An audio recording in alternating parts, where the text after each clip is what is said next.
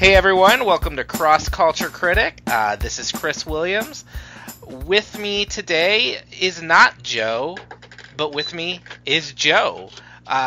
Joe Yerke could not be with us today, so I am joined by Joe Zaragoza. Did I say that right? You did. Right. Hey everyone. Hi, how you doing? That was my Joe Yerke. That was a really good impression of Joe. I'm sure he'll appreciate that. I think I'm a little bit more upbeat because he is a very kind of more upbeat guy with that voice. He is very outgoing. I love talking to him. He's got that great podcast voice. We're both he's Michigan. Really fun. Yeah. Really fun guy. Yeah, really outgoing, energetic. This is the Joe Yerke fan club today. So, but Joe, you were calling from L.A., right? Yes, I am. All right. How's everything out there? How's the weather? It's a little warm. Yeah. Yeah, warm? that LA sun is really annoying to us. I mean, I don't know if it gets this hot anywhere else in this country. It's 85 degrees. Can you believe that? Does it get that hot anywhere else? I don't think so. In October? You know, actually, I think just last week it was 90 degrees here. Oh, okay. Yeah. We're recording this in October, so right. I think this will probably go up in November or December. But as we're recording, it was 95 degrees a week ago when it should not have been 95 degrees. Yeah, it's bananas. So, Joe is the co-host of the podcast Drinking at Bible Study. I am. And you have been doing that about 2 years, correct? Almost, yeah. Almost 2 years in February. Okay. And you also recently started hosting a new podcast. Could you tell us a little bit about that? Yes. It is called The Commentarians. It is basically a commentary track to movies. So basically, I have a friend over to watch a movie with me, and we record the podcast as we watch. Okay. And it is a Christian podcast, so it is through a Christian perspective. And so far, I guess by now, you said October, you said November, December? Yeah. So you've had a few up already.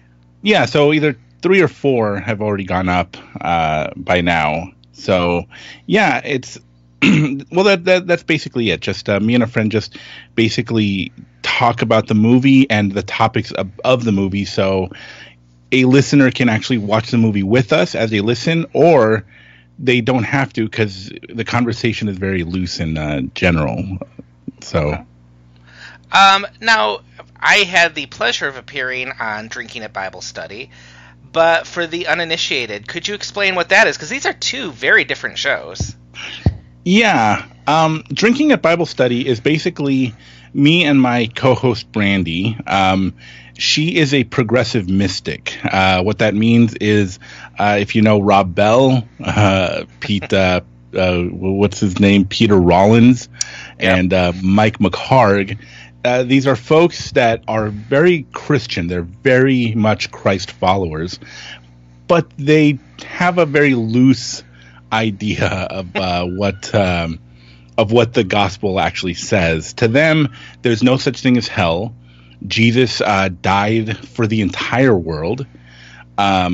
Hell is actually something that you create here on earth. If you're, when you commit sin, actually sin to them is actually hurting shalom or breaking shalom, which is wholeness, the wholeness of somebody.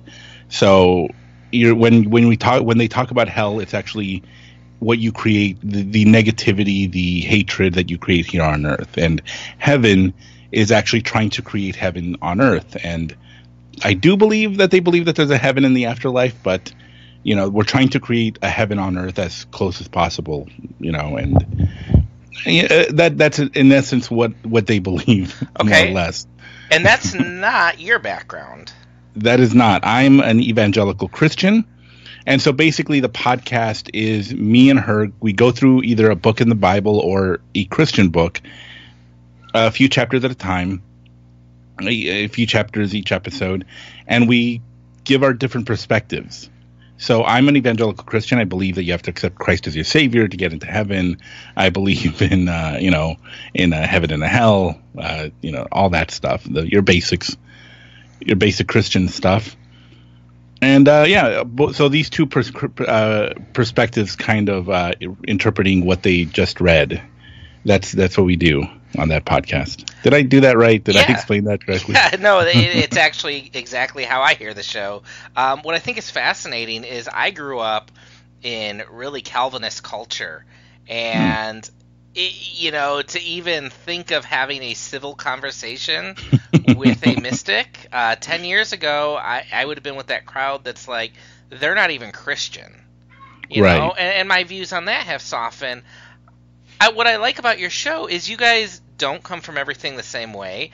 You guys went through a very interesting study of Love Wins by Rob Bell. Yeah, there's never the sense that there's animosity. You guys are very open toward each other, and I think that's really makes it fun to listen to and eye-opening. Well, yeah, because as much as I might disagree with the Rob Bell, I do think that his idea of God being beyond our understanding is really interesting, because I mean, that's, as evangelicals do believe that God is too big for us to really grasp. Yet at the same time, after we finish that sentence, that God is too big to grasp, then we start shoving him into our little box of no, but I know exactly what he thinks about this thing that I believe, and everybody does that. Every whether hardcore conservative Christian or very liberal, Christian, we all tend to do that. And so it's just interesting. And he says, no, it's beyond our understanding. And he I kind of appreciate that. His ideas on the love of Christ really is something that I think evangelicals aren't grasping very well right now. So that's why I kind of do appreciate that, that side of Christian mysticism. And at the same time, my co-host, who grew up in an evangelical background, she kind of understands that me being a liberal and her being very much a liberal also kind of recognize that there is a bit of bigotry, if you want to call it that, of prejudice in the progressive community also. Sure. As liberals, we kind of think that, no, the conservatives are the ones that are prejudiced. They're the ones that are... But then, like, now talking to these people, and that's in no way to insult all those progressives, but it's just really interesting to find that, oh, yeah, it exists everywhere. It exists on both sides, and it's nice that, to kind of bring it out to the light so we can fix it on both sides. Yeah, I think it's just important to have those conversations out there, even if it's not always, there's not always a solution at the end of the conversation. Right. Just to hear another side talk and let them know they're heard and get your side out there and kind of try and meet in the middle halfway. I totally agree with you on Rob Bell, too. I was one of those guys who, again, 10 years ago, I'd be burning Velvet Elvis. But I've really gone back over the past few years and started reading more and more of him. And I don't always agree with him, and sometimes I really disagree with him.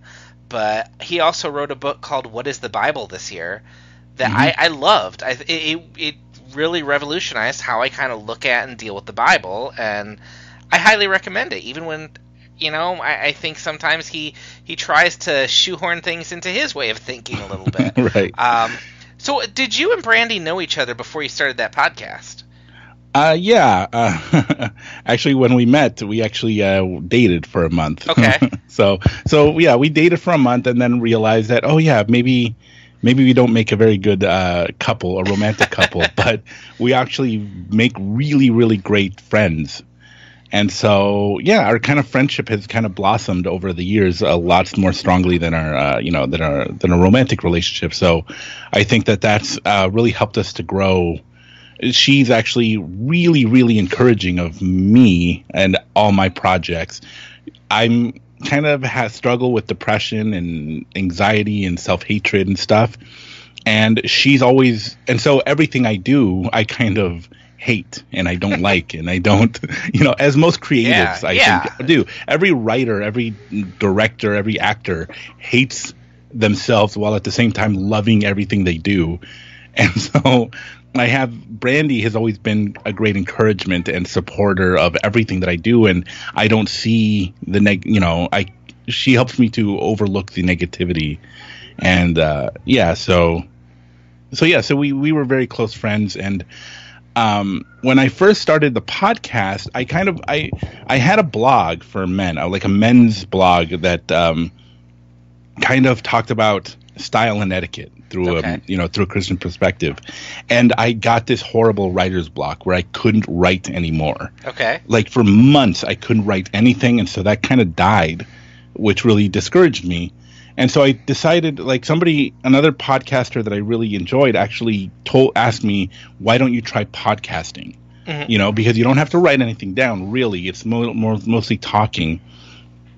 And I asked Randy, because she was such a supporter of mine, if she would be my co-host. And at first she didn't have any time, so I said, why won't you be the Ed, well, what's his name? The Ed McMahon. Ed McMahon to my Johnny Carson. Basically, I'll talk and you just kind of ask me questions. I can bounce ideas off of you. And she's like, oh, okay, I guess I could do that. And after a while, she got really, really into it and wanted to do a lot more research and a lot more reading. And it kind of became a bigger part of her life, as opposed to just as something that I asked her to do, so that, I could, instead of asking her to help me do this thing, she wanted to be a bigger part of it. And that's where we are basically now. Yeah, it's a great listen. I really recommend all of our listeners check it out. I'll link to it in the show notes. The Commentarians is definitely different than that, and I feel like it's almost a different audience you're going to. Right. Whereas I feel Drinking at Bible Study is very much anyone who has questions. And even, I would say, atheists probably get a lot out of your show. Yeah. And I don't know if the Commentarians I think you're going more for a Christian audience. Correct me if I'm wrong. No, absolutely. I was kind of worried at first that if anybody who I wanted, the Commentarians, I wanted a more conservative audience, Mm-hmm. a more evangelical audience, and for a while I was wondering if they heard that I did this Drinking at Bible Study podcast, if that would chase them away. But at the same time, I'm like, I'm not giving them enough credit, to be honest with you.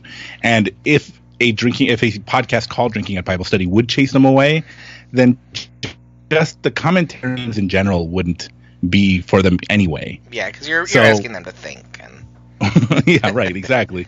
And so, but at the same time, I am trying to reach that more conservative audience with this podcast, because I do think that Christians have this incredible way of thinking about the world and seeing the world as a gorgeous and beautiful creation of God. Mm-hmm.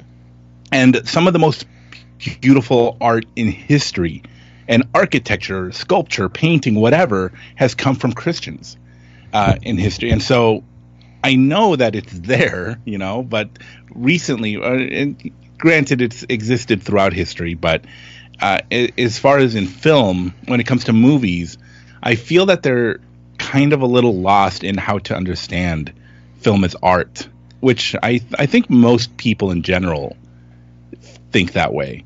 I don't think most people, if there's a movie theater that has two screens only, and in one screen was showing the Transformers movies, and in the other screen they're showing The Lobster or Inside Llewyn Davis, something like that, the Transformers screen is going to sell out every week. That's most people. Most people go to the movies because they want to be entertained. They want to walk away happy. Whereas the cinephile, there's a lot fewer of them. And in particular, there's a lot fewer of them in the Christian community. So I kind of wanted to open up the Christians' kind of way of thinking about film. So that's kind of why I started this. I think that's definitely something needed. I write for Pathos, obviously, and yeah. I wouldn't call myself a Christian film critic because I don't write about faith-based films a lot unless it's kind of making a dent in culture. But I write, sure. I write for a site that is faith-driven and the conversation is about faith. And I can always say, if I bash on a Christian film, that article is getting the most comments. Right. And when I try and come up with something on the other hand where I'm like, people of faith should wrestle with this movie because there's good questions in there, I get nothing. So I wrote a piece that was I think 5 reasons God's Not Dead is bad for Christians. And it's the most read piece I've ever written. Like it was like 250,000 reads and 200 comments. Earlier this year, I watched Martin Scorsese's Silence, and I poured my heart into like a giant review of that, wrestling with its themes. No one read that. And it's a shame because I think one actually encourages you to dig deeper in your faith, right? And the other kind of panders. I read both those articles and I loved them both. I thought that both are really, really good. And again, you are a very good film critic. But yeah, again, you don't focus on on just Christian films. And that's kind of what I want to do. Also, I want to show to as many Christians as I can that God's message could be found in other movies, not just Christian films. Mm-hmm. And Christians can do better as far as Christian films are concerned. But at the same time, I didn't want to do a podcast where all I do is just trash Christian movies. Sure. Because that's boring. That's just not boring, I guess, is the best way to do that. When I Google like God's Not Dead review, there's a ton of YouTube videos of just atheists and like Christians just trashing that movie for just to be mean. Mm-hmm. And admittedly, I agree with you, but God's Not Dead is not a good movie for Christians. But in the Christian film industry, they're doing a lot of good things that Hollywood, as most Christians would say, are kind of falling short on. For example, in Christian films, their cast is incredibly diverse. You're going to see African Americans, Hispanic, Asian, people of different ethnic backgrounds. Whereas in in Hollywood, there's always criticism come Oscar season about the lack of diversity in secular movies. Mm-hmm. So that's why I didn't want to just do a podcast where I just talk about how horrible Christian movies are, because they're doing a lot of good things in them and they're growing and they're getting better. So I'm just hoping that if I show a Christian why or what works about secular movies, I'm hoping that maybe they'll start to see that and try to put it into Christian films. Yeah, I think it's baby steps. You got to kind of learn to eat your vegetables before you can move on to something else. What movies have you watched so far? Right now, as of this recording, I started out with Passion of the Christ because I wanted it to be a big kind of hook, mm-hmm. right? Sure. The second one I did was Old Fashioned, the courtship Christian film. And then by now I think Moana would be out and possibly Cabin in the Woods. So yeah, exactly. I wanted to start off easy, a more conservative kind of audience, a more easy kind of non-controversial kind of films to kind of gain their trust, as it were. Yeah. And then I wanted to hit them with a crazy horror flick. No, but what I mean by that is I wanted to show my audience that I'm not here to just trash Christian films. Mm-hmm. I am an actual Christian. I do believe in Christ. I sometimes people kind of look at me crook-eyed like, really? You're a Christian? Because of some of the things that I say. Sure, yeah, I get the same. Right, and so I wanted to start off with 3 movies that are 2 Christian movies and then like a secular, Disney film. Mm-hmm. And show that, okay, yes, there's a lot of problems with Old Fashioned, and here's why.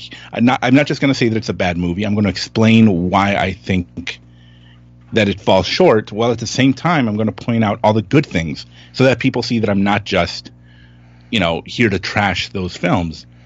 And then I want to kind of move into the reason I picked Cabin in the Woods is because it's not just a basic horror film.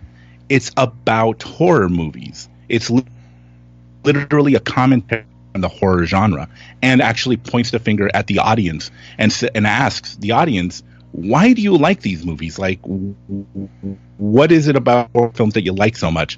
And I love that about that film. And I thought that was the perfect movie to use to explain why horror movies are good and what they're doing wrong, actually, because I do think that even horror movies today are really getting a little off the rails there. So yeah, and Cabin in the Woods is just such a fun movie anyway. yeah, it's fun on top of that. Yeah, it's really funny. Joss Whedon, a great writer as far as dialogue and comedy, and again, like when it comes to group dynamics, he can write groups really, really well. Mm-hmm. You know, when it comes to a team like Buffy the Vampire Slayer, it wasn't just about Buffy Summers. It was about her and her friends. And, you know, and he directed the Avengers really well. And he directed, go ahead. When I think of the Avengers, too, it's funny. That's a huge, big budget, save the world movie. But what I remember about the Avengers most are the jokes. Yeah, like that's how good he is he can take a $200 million movie, and I'm remembering the jokes and the way the characters kind of sparred against each other. I want to go back though to, you said the first film was Passion of the Christ, right? And I mean, you're jumping right in there, because that's a tough movie, and I think it's a fascinating movie. I revisited it recently for, I think, Lent one year, and I think that's an interesting start, because it is one where I think Christian culture as a whole has embraced that movie, and they like it. Sure. It's kind of the definitive Jesus movie. Right. And I think there's been a backlash among a lot of cinephiles with it because of Mel Gibson and because of maybe some racism in the movie. Right. But when I revisited it, I was impressed. It's an artistic and hard movie to watch, but I admire the heck out of that movie. And what was the experience like going through that? Had you watched that in recent years, or? Yeah, well, because I'm fascinated, like you said, I'm fascinated by that movie as well, because when I first saw it, like most snobby people, like I was, and maybe I still am, I'm like, no, it's not good. It's super anti-Semitic, and Mel Gibson is an anti-Semite, and I'm just not going to like it. But for some reason, I kept going back to it, and maybe hate watching it. But the more I watched it, the more questions I had, the more questions it brought up, and the more I actually really appreciated a lot of the movie. For example, Jesus' mom, Mary, in that movie, an amazing, like, she is by far my favorite part of that film. In particular, that scene, and it's this really silly scene where Jesus basically, they imply that he invented the table. Yes, where he came up with the table and chair. Right, exactly. Tall tables, tall chairs, and Mary says it'll never catch on, which is like such a terrible joke that a lot of period pieces kind of do. I think Titanic does that, where I think Billy Zane's character looks at Picasso paintings and he's like, oh, he'll never amount to anything. And it's kind of like a dumb joke, but for some reason I really liked it in the Passion of the Christ, because I thought it was super sweet and nice, and that relationship between Mary and Jesus was so well done. It really felt like a mother-son relationship, and Jesus being a really good son, as well. It's not like, he disobeyed his mom. It's not like they really truly loved each other in that movie. And so going back and watching it, there is a lot to appreciate about it, while at the same time, you can't overlook the fact that it literally is just a movie about a guy being tortured and killed. Yeah. For a Christian movie, you're leaving out a lot of the gospel. And that's what I found fascinating, is that it is a Catholic movie. I grew up Catholic, and I remember going to Good Friday Masses and going through the Stations of the Cross, which are the 14 steps that Catholics use to worship Christ. There are 14 scenes from Pilate's condemnation of Jesus to his death and burial. It doesn't include the resurrection. It doesn't include a lot of gospel. And it's just torturous moments in Jesus' life. And almost every single one are in this movie, including some, characters from Catholic theology. For example, Veronica, who wiped the face of Jesus in the movie, she's a real person. Well, she's, whether she existed or not is up for debate, but Catholics believe that she was real and that she wiped the face of Jesus and that his face was printed on this towel or on this piece of cloth. And that's in the movie. And Christians kind of don't know if Christians ever mentioned that, because again, this is an incredibly Catholic film, yet evangelical Christians have embraced it as their own. And I find that interesting, really fascinating. And, I don't know. Like, it's not like they believe in the crucifixion differently all that much, but as far as Catholicism, it is there. Yeah, that movie is soaked in it. I do remember someone pointing out the Veronica moment, and now I cannot not see it when I watch the movie. Like, his face gets covered with that towel, and it pulls away, and his face is on the towel. Right, and, like, you see her from a distance, and she's holding the towel, and his face is on it. Mm-hmm. And did you notice that first time you saw it, or the first couple times you? No, but I mean, growing up Baptist, I wouldn't have known it. No, I know, but I mean, it's crazy that scene is in there, and Christians just don't even notice it. Yeah. When it's a really funny moment. It's not funny, haha, but interesting. Yeah, and I think the reaction to that film, I think that was more my problem with it, was the evangelical kind of taking it and turning it into something I don't think it should have been, which was, it was turned into a evangelistic tool with the idea that churches would rent out theaters, and that's how I saw it. I went to a screening my church rented out, and you would bring your unsaved friends, or God forbid, your kids to it. Right. And I think the idea was people would be so moved by the movie that they'd be breaking down in tears, and there'd be altar calls going up to the screen, and it's not that movie. I think you're very right. It is not. If you don't know the gospel story, this is a 2-hour snuff film, basically. Right. And that's what I mean. That's another thing that we talk about, is because that's another interesting thing, is that no film, every good director knows that you go into a movie package with nobody goes in with a clean slate. Mm-hmm. For example, Revolutionary Road, and it's interesting, this is a completely different film, but I'll explain why it applies.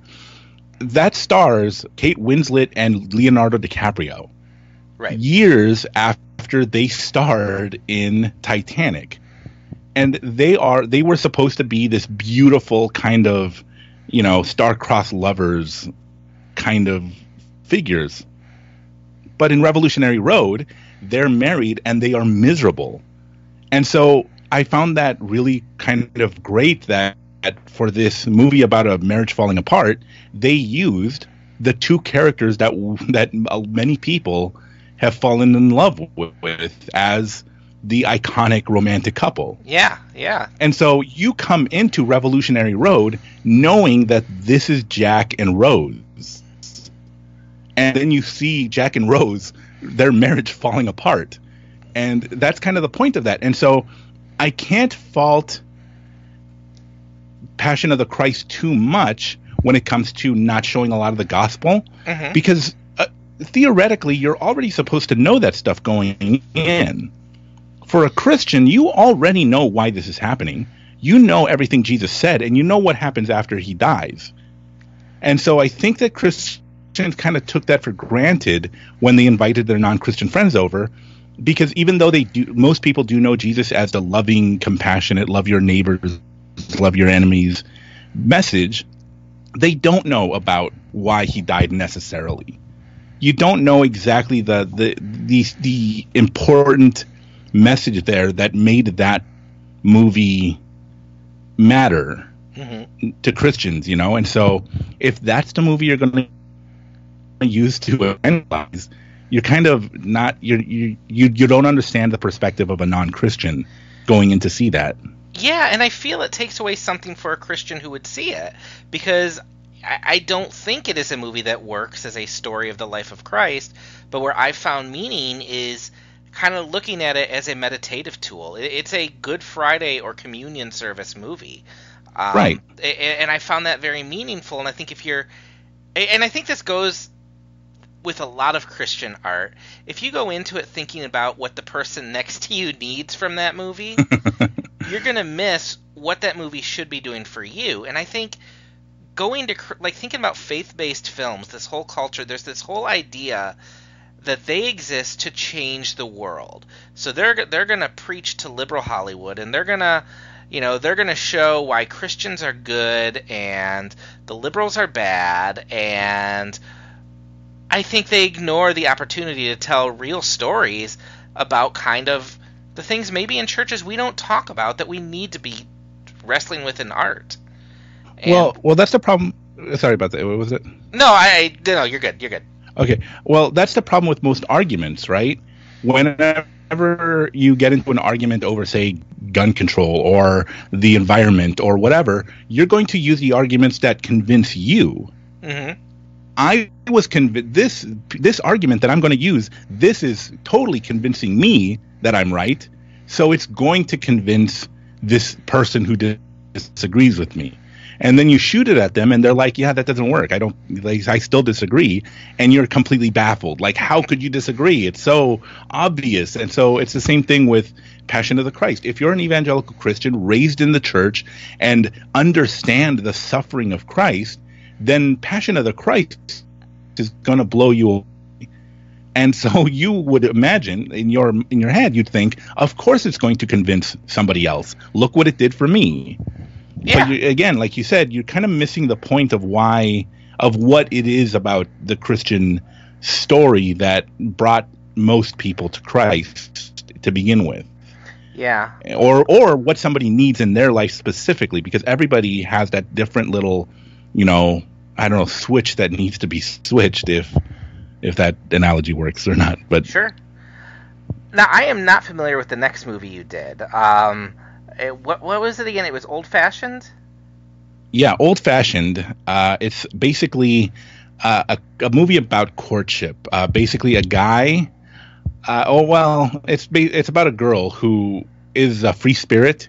Okay. What she does is she has a jar full of money and she goes from town to town. And as soon as the jar gets full of money, then she just takes off to the next town until her car runs out of gas. And whatever town she's in, that's where she's staying. And so she looks in the want ads and finds that there's an apartment for rent above an antique shop. And it is owned by this guy, Clay, who he used to be a crazy college party animal. And now because of the horrible life that he lived, the sinful life that he lived, he's become a Christian. And now he follows, I guess, the Billy Graham rule. They never name it that. But he basically will not be in the same room with a woman who isn't his wife. Okay. When they're by themselves. And so she finds this really interesting and fascinating. And yeah, and so I watched this with a friend of mine who she wrote a book about being a Christian, being a single in the church and what the church can do to reach singles.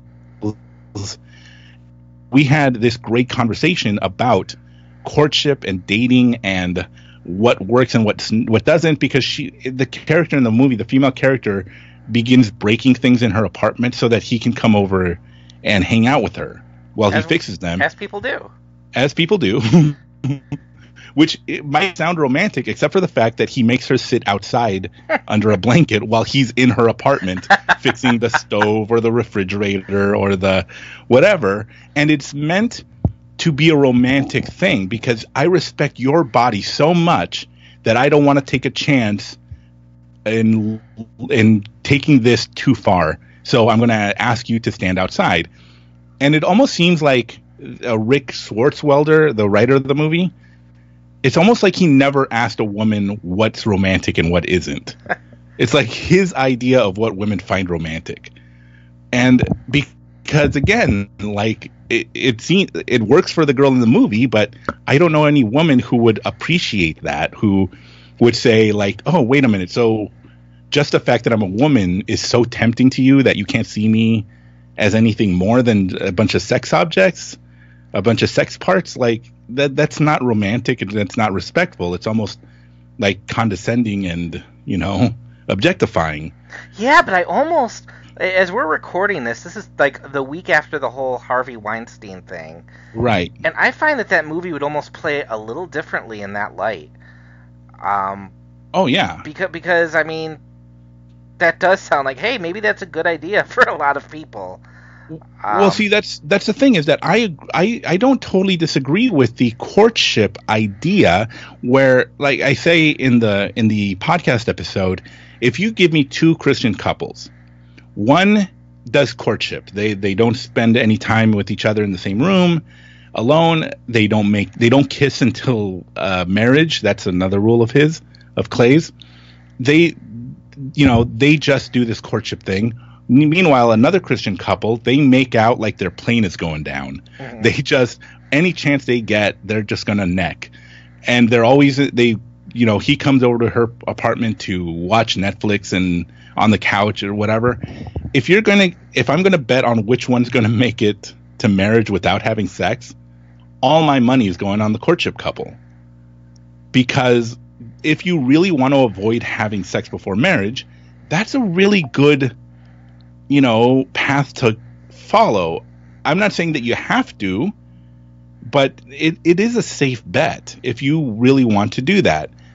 At the same time, that doesn't mean that you have to force that on other women in your life. Right. You know what I mean? Like, and so when it comes to things like, yeah, I mean, but that's a kind of another complicated thing, this whole Harvey Weinstein, because that's essentially what he preyed on, that idea that he went to women's hotel rooms. And he was kicking people out of the room. And right, they trusted him because he's a producer. He's a well-respected producer in Hollywood. And so, of course, come on in. Let's, talk to me about whatever movie we're working on. And then he would do horrible, despicable things and those, with these women. And so, I find I think my biggest frustration with faith-based films is not often that there are things in them that I am just blatantly against, although I have real problems with something like God's Not Dead, or I don't know if you've seen Little Boy yet. No, not yet. I'll let you discover that one's theme on your own. Spoiler alert, God loved us so much he dropped the atomic bomb. But oh, thank goodness. I was worried. There are other films where I think there's the germ of a good topic. And they just, Brett McCracken has said, and I think I said this when I was on your show, Christians don't handle nuance well. And when you're tackling something like courtship or dating, or you look at a movie like Fireproof, which I think is very well intentioned, and just not a very well made movie, I don't think they enter honestly into the questions that come up. I think they set out with this Bible study lesson to show you how it should all work in a perfect Christian world, but they don't enter into the tensions. Like, I don't know if you've seen Fireproof with Kirk Cameron. Yeah, I saw it a long time ago once. Before I got married, I thought, okay, there's this whole movie about a couple, and their big fight is over the fact that she bought candles and he doesn't understand why they have candles. Well, when I got married, I realized, guess what? Stupid fights start like that. That's actually not very far from the truth. The problem is they don't enter into the tensions. Like, they don't build characters who are deep enough and realistic enough that they're messy, and that maybe there aren't easy answers, because they have to get everything to the Bible answer at the end of the movie. And I feel like when you start building a movie toward an answer, instead of letting the audience ask questions, that's where you run into the problem. Yeah, I mean, that's where most problems begin. I mean, when that's like the old criticism, is that you're putting the message in front of the story. Mm-hmm. You're so intent on making sure that the audience understands what is right and what is wrong, who the good guy and who the bad guy is, that you are making sure that that's front and center, and you forget about making a good movie. And that exists in other films, like The Life of David Gale, for example. In the secular world, Life of David Gale is a Kevin Spacey movie, and it's anti-death penalty. And by the end of the movie, I'm happy. I mean, should I spoil it? Because it's such a terrible movie. I don't know. if anybody should see it. On this podcast, we have a 10-year statute of limitations. So if it's more than 10 years old, you can spoil it. Yeah, so they find his partner, his associate, dead in her apartment, and all evidence shows that he was responsible. And so they put him on death row, and he claims that he's innocent, but all signs point that he's not. And then it turns out that he is actually innocent. She committed suicide in order to prove that the state does kill innocent people. And it is so ham-fisted. It is so ridiculous that I'm just like, good thing that they killed Kevin Spacey, because he deserved it. This is such a bad movie that I'm pro death penalty now. And because the movie was just trying to prove that death penalty is bad, and they did it so blatantly that it just destroyed the story of the movie, and the movie just ended up being terrible because they led with the message. And it's the same thing with Fast Food Nation, another one that's just trying to shove their message down your throat. It has no nuance, has no empathy for the opposition, that you just hate the movie by the end of it.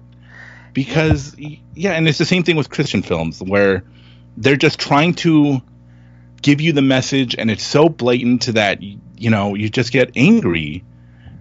So I am much more, as I get older and I learn more about movies and I watch more, I am so much more interested in something that may not even have a message at the end of it, or a certain point it's going to make, as long as the characters feel real and there's something they're going through. So, for instance, when I think of Christian movies, I think of something like Facing the Giants, in which the team, the coach's wife is going to give birth, and they have the big game to win, and they have the big prayer that says, God, we trust you, and win or lose, whether this baby is born safely or we lose the game, we still trust you. And then they win the game, and the baby's born safely. Right. I want to see the movie where they pray for that, and they still trust God even though the baby isn't born safely, and they lose the big game. To me, that is more compelling. It's messier. It makes a movie that might not satisfy as many audiences, but I think it's going to provoke questions in people who are paying attention.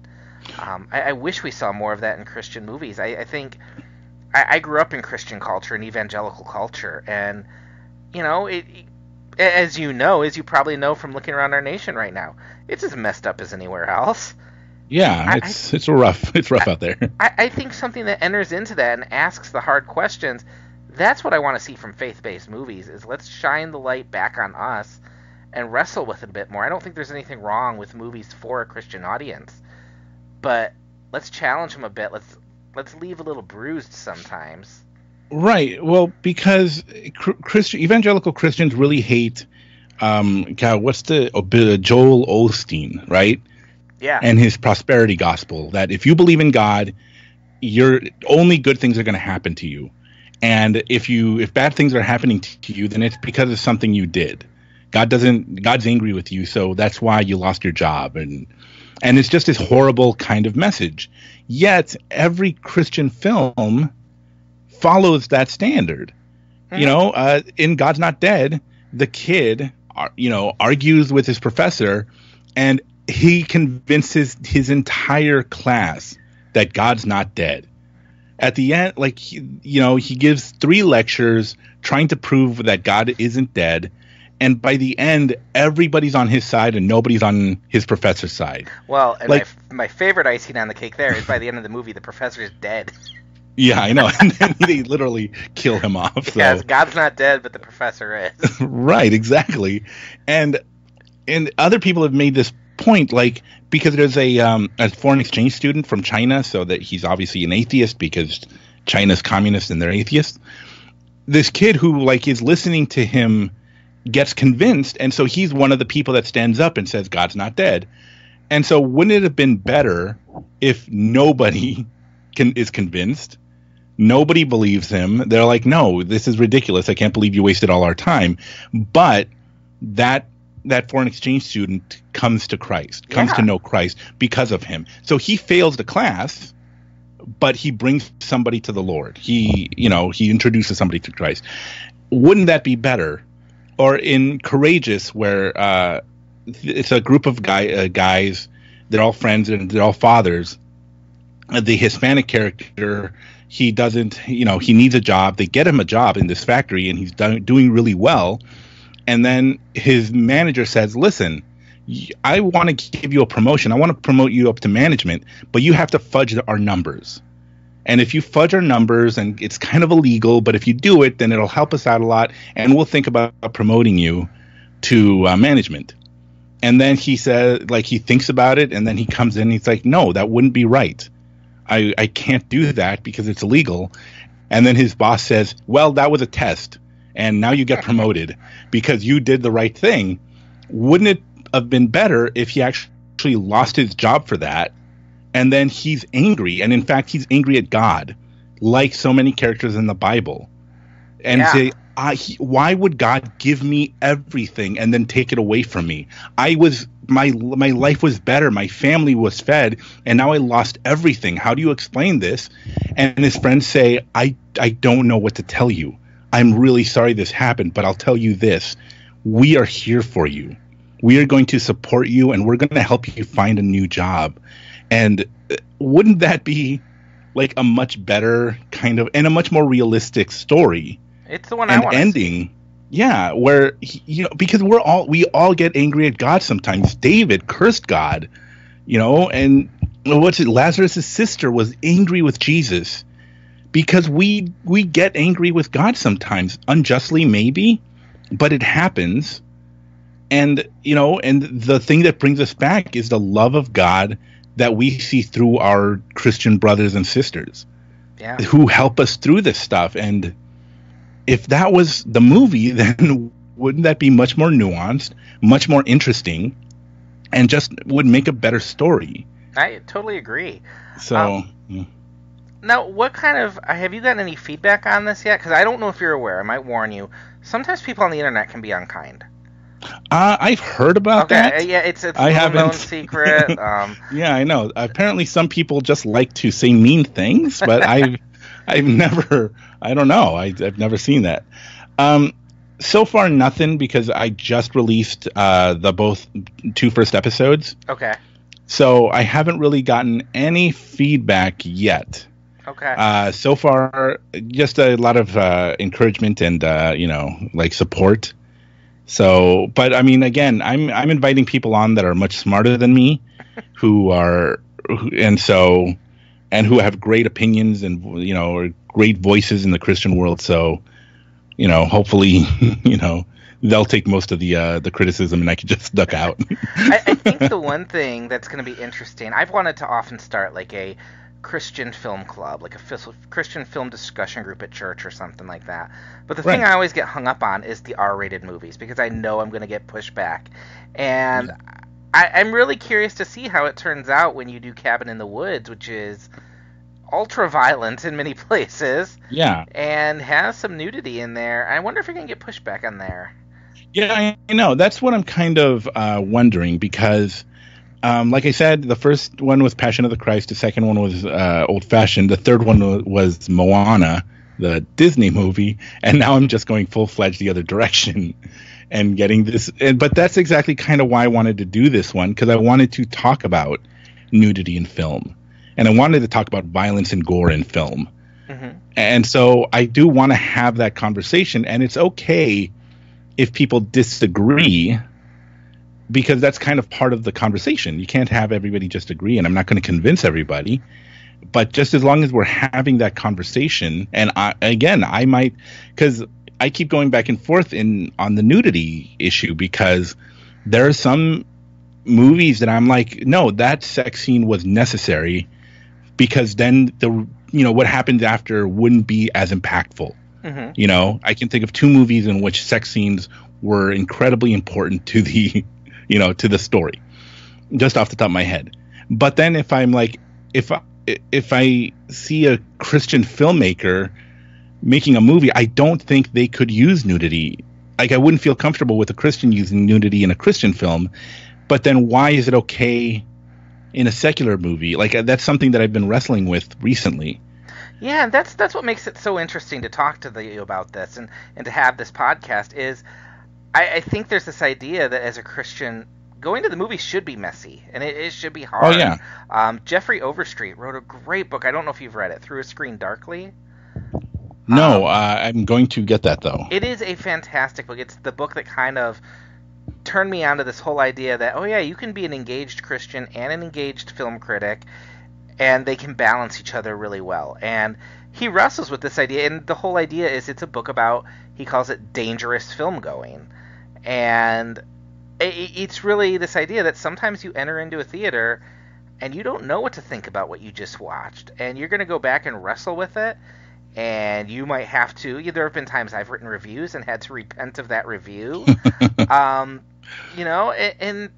I think that's, we want, and I think we talked about this on your podcast too, I think the easiest thing in the world would be for God to kind of update the Bible for the 21st century and right. say, thou shalt go see a PG-13 rated movie, but thou shalt not go see an R-rated movie if it has boobs.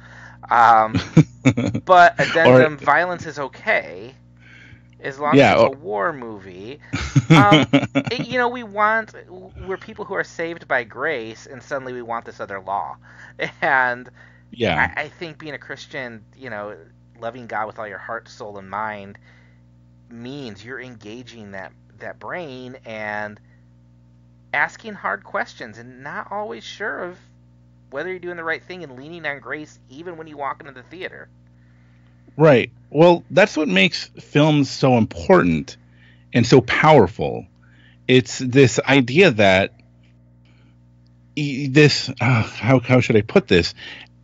Everybody has had that moment when they're a little kid and they watch Superman the movie, and then they run to the bathroom and grab a towel and tie it around their neck. Mm-hmm. Everybody's have that moment where, you watch Casablanca, and then for a week you just wonder if you can wear a fedora and look as cool as Humphrey Bogart. Or films are so powerful.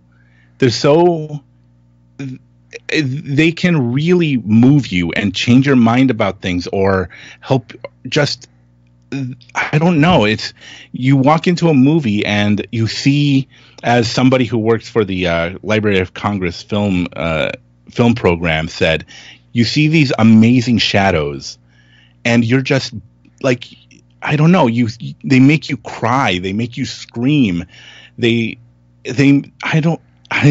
so overwhelmed by the power of film and cinema that I can't even begin to explain how it can do that. But that's what makes it important. That's what makes it powerful. And the thing of it is, what that just made me think of is, it reminded me of something that the Kendrick brothers, one of the Kendrick brothers, they're the guys behind Courageous, mm-hmm. and a couple of other Christian films. He said that he went to a leadership conference and he heard a lecture on how the motivating power of film. And I think, if I remember correctly, he was telling it that it was kind of like a negative, like this is how dangerous films are. Mm-hmm. But he thought, well, if they're that motivating, then I could use them for good. And so that's why he pursued film. The problem with that is that he needed somebody to tell him that movies are powerful, mm-hmm. and motivating, because a good filmmaker and a good critic, a good actor, a good whatever, a good director, whatever, you make good movies because you love movies. Right. You've had those moments where you're sitting in a movie theater and you say to yourself, I can't believe we could do that. Look what we can do. I think that's from Sports Night. That's what's his name, a Sorkin line or something. Yeah. But look what we can do. And that's what makes a good filmmaker, is that somebody loves movies so much that they know what works. and they know how to make that happen. Or a good film critic, because sometimes, you're not a very good filmmaker, but you can write about movies really well. We saw Roger Ebert make that horrible Beyond the Valley of the Dolls Yes. movie, but he was an amazing film critic. And the reason, and I know film critics get criticized a lot because they're snooty, they're uptight, they don't like anything, that people like, but they love movies the most. The reason they write about film is because they adore movies. Mm-hmm. And so if you don't like movies that much, if you've never had that moment, then you shouldn't be making movies, because you're not going to make a good one, because you don't know why movies are great. You don't know what makes movies powerful. And, I appreciate their efforts and all, but I that's why Christian films aren't working, I think. I don't know if Christian filmmakers really love the art of cinema enough to make a good movie. Yeah, you're right. I think a lot of them just want to make visual chick tracks, chick tracks that move. And I think it's interesting that there are a lot of filmmakers out there who are committed Christians. I think of Scott Derrickson. Oh, yeah. Who's a very absolutely. open Christian, but they don't end up in the faith-based realm. But he's making movies, like horror movies, that deal with very spiritual issues. I mean, I think even something like Doctor Strange wrestles with the idea of belief in a way that you wouldn't expect from a Marvel blockbuster. Or Martin Scorsese, probably Hollywood's most famous Catholic. And, I think Silence was one of the best films of last year, and it rattled me when I saw it. It was really an intense look at faith and apostasy and suffering, and even something like The Last Temptation of Christ, which I think has been maligned by evangelicals for years and is a fantastic movie that I have wrestled with for years. Right.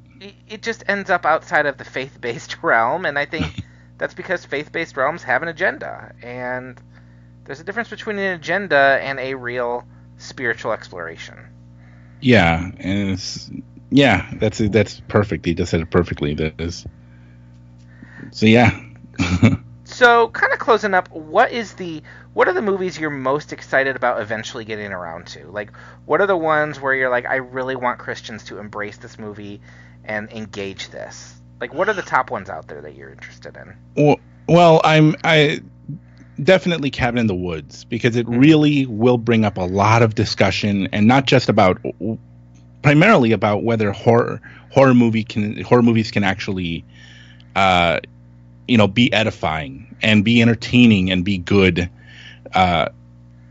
and then again that'll bring up discussions about, because of the themes of the movie, it'll bring up discussions about Christ's sacrifice for us, a God who would sacrifice himself for the world, as opposed to asking us to sacrifice for his glory, for his happiness. So that'll bring up a lot of great discussions that I can't wait for.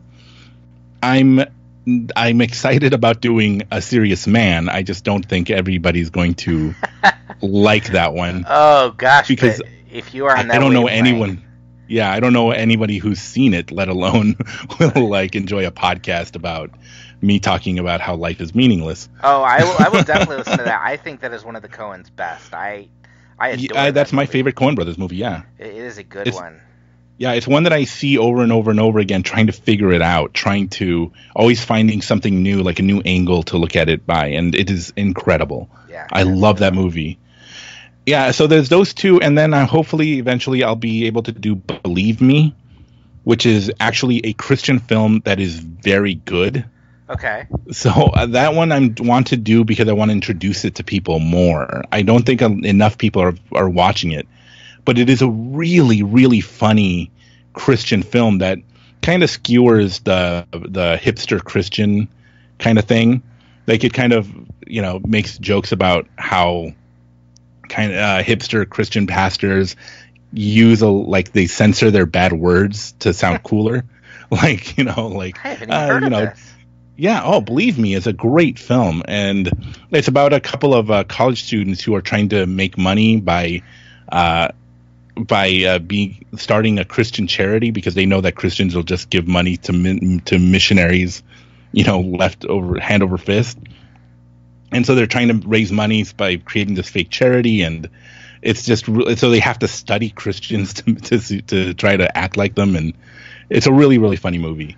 I'll have to check that out to add that. So that one I want to do because I just think it would be this great little discussion about what a good Christian is versus what a pretend Christian is, and who we worship and who we hold up as like important figures, as well as just introducing a really good Christian film to my audience, Yeah, absolutely.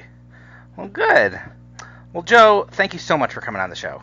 Oh, thank you, man. I can't wait to have you on the Commentarians to do God's Not Dead. We do have to do God's Not Dead. I have not forgotten about that. We will get that done, and I'm sure I will have angry words for you for making me sit through that one again. But it might be pretty cathartic. Yeah. But yeah, definitely we'll have to do that. Where can people find you online? You can find me several places. I guess the main Twitter that I'm on is Joe DABS Pod.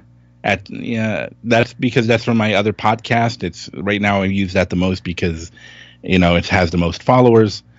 You can find my the Commentarian stuff. You can find at Twitter is at the Comments Pod.